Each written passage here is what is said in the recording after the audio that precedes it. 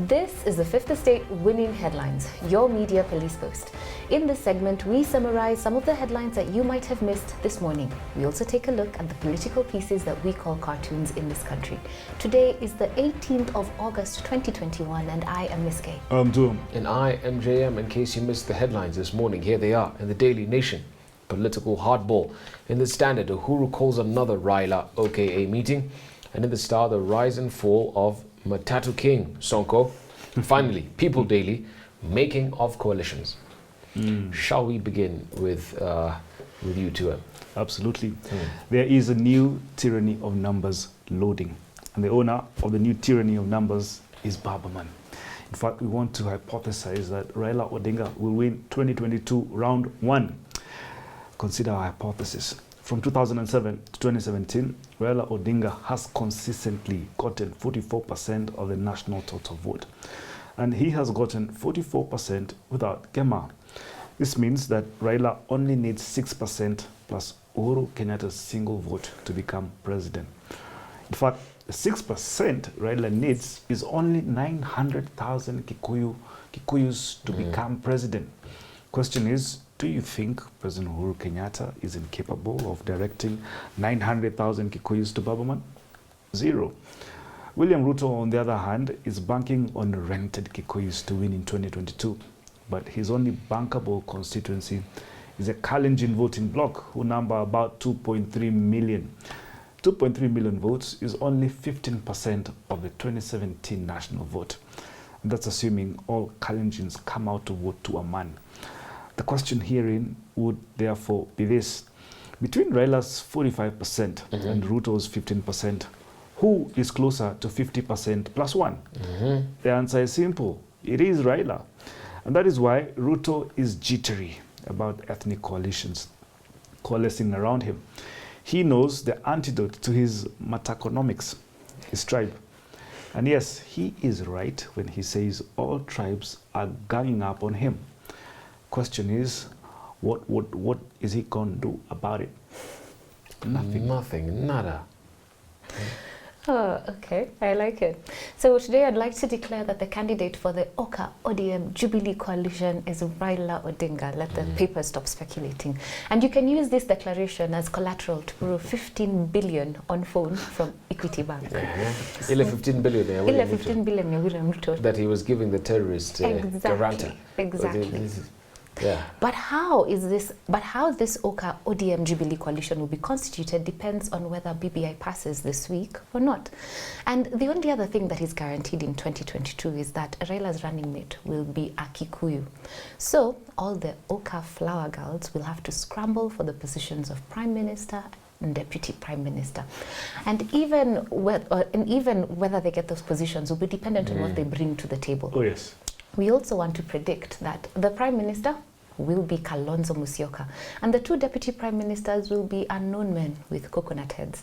So before you campaign for Mudavadi and Wetangula, let me tell you that Wetangula has zero currency. In fact, we're not sure why he is at the table. And we predict that if Mudavadi does not get the PM position, he will bolt from the coalition and get 500,000 votes like he did in 2013. But there's some good news for the bearded sisters. Babaman will be a transitional president for 5 years. Yes. If Raila Odinga and the Odinga family have chased the presidency for 100 years from the 1920s, surely 5 years is not a long time to wait. Besides, the road to the presidency is sacrifice and delayed gratification. And if there is anyone that has sacrificed for this position, it is Raila and the Odinga family. Yeah. 60 years ago, Raila's father sacrificed the presidency for Jomo. 20 years ago, Raila sacrificed the presidency for Kibaki. And 3 years ago, Raila sacrificed Canaan for the handshake. Then people laughed and said he was like Moses, shaking hands with Pharaoh and getting nothing in return. Yes.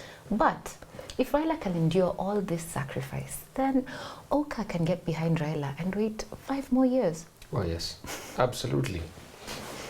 Now, yesterday I spoke about the 3 attributes that Uhuru's successor will need to possess in order to successfully inherit his seat. Yeah. This was love for the incumbent, loyalty to the tribe, and the unremarkable factor. Correct. Right? I talked about 4 candidates yesterday. William Kavogo, Yes. self-made man. He's out of the question. A self-made man is loyal only to himself. Martha Karua, don't even go there. Incorrigible, ungovernable. Politically, she's got the heart of a lion, but unfortunately, the brain of an ox. Then there's Justin Muturi. He is currently suffering an acute bout of the William Ruto syndrome of restlessness. Now, William Ruto's sin of restlessness, you may recall, has led him to do politically foolish things since 2018. And it seems this virus has now infected the speaker to also do politically foolish things, like representing the DP in the funeral in Embu. Yeah. But the speaker is also a total nondescript, like an egg without salt. He overrates himself. And we are attacking him because he read a speech on behalf of the deputy president, a rogue man.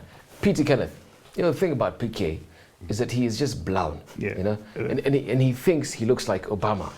Think about it, maybe he does look like Obama because he's brown. But man, when he opens his mouth, doesn't he sound like a failed poet? Now, totally underwhelming. So, who are the other potential candidates? Well, there's one man who reminds me a lot of the young David in the Bible, who's hiding actually in plain sight. And that is, drum rolls please. Yes. Lee Kenyan-Njui, governor of Nakuru County. Now, here at the Fort Hall School of Government, one thing we are taught to do is content analysis. And I want you to take a look at these pictures from yesterday in Nakuru County. Now, prominently by Raila's side was Lee Kenyan-Njui. To the untrained eye, this appears to be coincidence. Correct. But to the discerning eye, this was no accident. Yes. Raila chose Nakuru as his venue to launch his presidential bid, not because Nakuru is the epicenter of Kenyan politics. No, he chose it so as to send a subliminal message to Gema and to Kenyans. Governor Lee Kenyan-Njui, the most unremarkable of candidates, the only non-threatening Kikuyu leader who is most likely to be the man after Uhuru's own heart, and the most loyal to Gema, will be Baba's running mate for the 2022 election. Now, it is also not a coincidence, for those of you who are very spiritual, that Lee Kenyan-Njui is the current governor of Nakuru County. All that had been ordained by men and by God for a time such as this. Now, for those who are still skeptical, let me comment briefly in conclusion about Lee's candidature for Deputy President 2022. Remember, electability is about 3 things: image, money, and message. Lee Kenyan-Njui has the image. He is measured. He will not be threatening to Uhuru and Raila and the business interests. Correct. He's a consensus builder, and he is moderate in all his appetites. And on appetites, remember, it is Plato who told us that politics is about controlling excessive appetites. So Lee is just the man.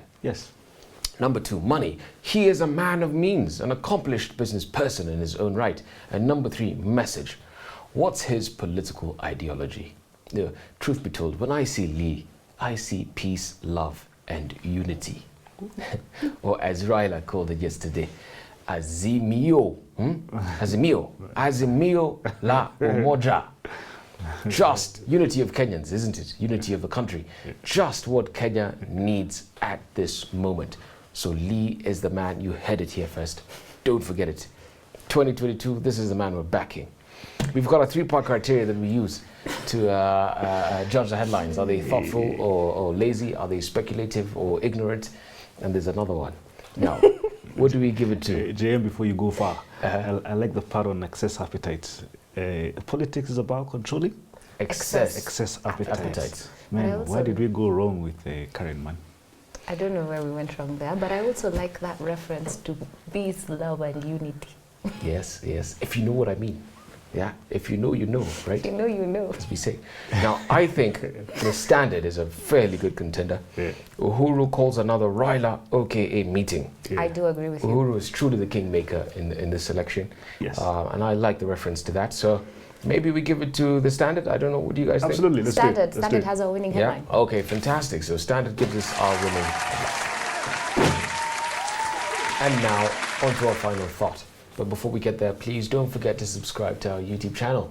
So what is our final thought? And now our final thought. It is inspired by a book entitled Seeking Wisdom from Darwin to Manga by Peter Beverly. This week's theme is focused on dedicating books to our current political players or principals, so to speak. Yesterday, our final thought was dedicated to Raila Odinga, and today's book, Seeking Wisdom, is dedicated to Kalonzo Musyoka.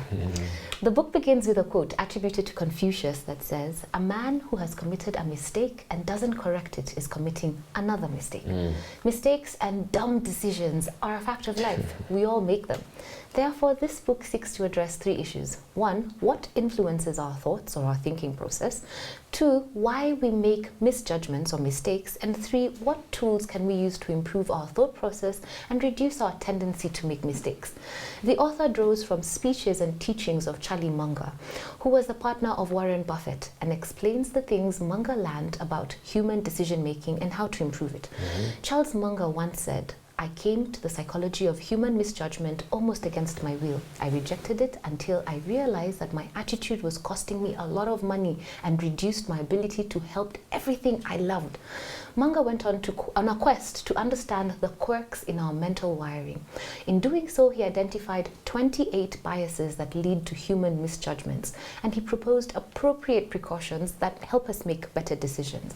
So we dedicate this book to Kalonzo Musyoka because in our political landscape, he is the chameleon, the watermelon, the man who continually faces discrimination for failing to stick with any side of the political divide. And perhaps what Kalonzo needs is a dose of wisdom so he can understand his own biases, make more informed political decisions like should I stick with Oka or go it alone under Wiper, and where do I get the highest political payoff? And maybe then he'll shake the watermelon tag by taking a public and permanent stand on a political issue, any political issue. Now, I love the chapter. I love chapter 1, and my take-home therein was a change. A change in anatomy is likely to spur a change in behavior. In fact, when reading this book, I kept on thinking that I may just have found out what may be ailing Kikuyus. And here is why. See, Peter tells us that studies have shown that damage to a part of the brain, it's called the prefrontal cortex, lying behind the forehead and eyes, results in a tendency to show a high degree of disrespect for social norms, including erratic behavior. A classic example is that of a railway construction foreman, Phineas Gage. In 1848, he was a victim of an explosion that drove an iron rod through the frontal region of his brain, damaging his prefrontal cortex. Before the accident, he was considered stable, dependable, industrious, and rational. Now, Phineas survived the accident, but his personality changed. He became a drifter who was unreliable, arrogant, impulsive, and inconsiderate. And it's here I asked whether Ruto politically messed up with Kikuyu's frontal cortex by driving a political iron rod through their heads. I mean, how does the most popular tribe, a tribe that has dominated every economic sphere in this country, allow themselves to be bundled in wheelbarrows?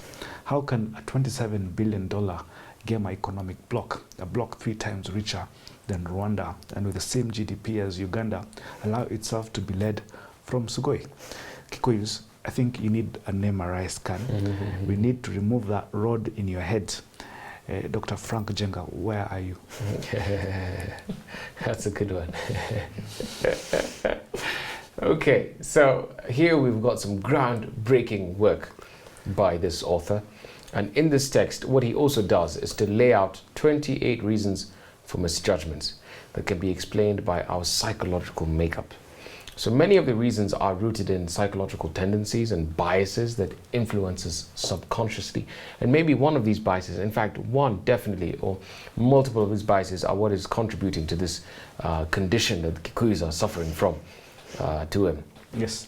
Now, he also says that, the more emotional, the more confused or uncertain, insecure, excited or distracted or stressed that we are, the easier we make mistakes, the easier we fall into that trap of misjudgments. So here is a list of what I consider to be the top 5 reasons for misjudgments and mistakes. Take note so that you can also avoid fooling yourself, right? So number 1, underestimating bias from self-interest and incentives. And that's when you want things to desperately go your way, yeah? And so you fall for a message because you're already loaded with that bias of wanting to, incentives that you're looking forward to gaining. A message like bottoms up. Exactly, absolutely, like bottoms up, yeah, a message like that. Metaconomics. Yeah. Number 2, bias from consistency tendency. Yes. So being consistent with our prior commitments and ideas, even when acting against our best interests or in the face of disconfirming evidence, is showing us no longer should you hold on to that belief, because when the facts change, you ought to change your mind. But instead of doing that, you remain very strongly married to a point of view. And this is part of what is also known as confirmation bias. Yeah. That is looking for evidence that confirms our actions and beliefs and ignoring any distorting, disconfirming evidence. Number 3, bias from over-influence by liking, and that is believing and trusting and agreeing with people that we know and that we like, people that we are affectionate towards. But that is also flipped, right? So bias from over desire, in terms of dislike for somebody. Yeah. That is our tendency to avoid and disagree with people that we don't like. Oh, yes. And I think this is partly what Kalonzo Musyoka is suffering from. Yeah. He's not really a big fan of Raila Odinga. Yeah. He's always been in the shadow of Raila Odinga. Yeah. So right now he's not in the mood to like him. He hasn't liked him 2013, 2017. And that is clouding his judgment as far as the right thing to do. The right thing to do, absolutely. So number 4, bias as a result of impatience. That is valuing the present more highly than the future. And that is also the bias that Kalonzo is likely to fall into. As you said, Ms. K, earlier, the idea will be for Kalonzo to take over from Raila in another 5 years, right? 5 years. He shouldn't be so impatient. And finally, number 5, bias from envy and jealousy. And that makes you not think right. Now, according to the author, these psychological tendencies have been verified by a number of experiments. So this is a result of empirical evidence. And some people are more vulnerable to them than others, but we can't study them independent of an individual's values and situation. So remember, with all these biases, and I do urge you to buy this book and look into the entire 28, context is also important, right? Yeah. So behavior that seems irrational may be fully rational from the individual's point of view. When you put yourself in the shoes of somebody who's making a quote-unquote irrational decision, you actually begin to see that they are acting rationally from how they see things. Yeah. So there's always some background within which behavior of an individual, of even a community, when they go to vote, makes sense. Absolutely. So today we had a winning headline from the Standard, who recalls another Raila OKA meeting. And I would like to end with a quote by Adolf Hitler. And I want to liken him to William Ruto, right, in this quote. And he said, and I quote, "The art of leadership consists in consolidating the attention of the people against a single adversary and taking care that nothing will split up that attention." You see, this is what William Ruto is holding on to for the next 365 days and hoping to do with the entire electorate of this hustler, nation. But unfortunately, it's not going to work out. This is why they should read the book on misjudgments, because we're making a misjudgment. Exactly, here. exactly. They're making fundamental misjudgments. Guys, when did chicken sellers ever play chess? Very good point. Very good point. So, we had a winning headline again from the Standard. Have a good evening. See you tomorrow.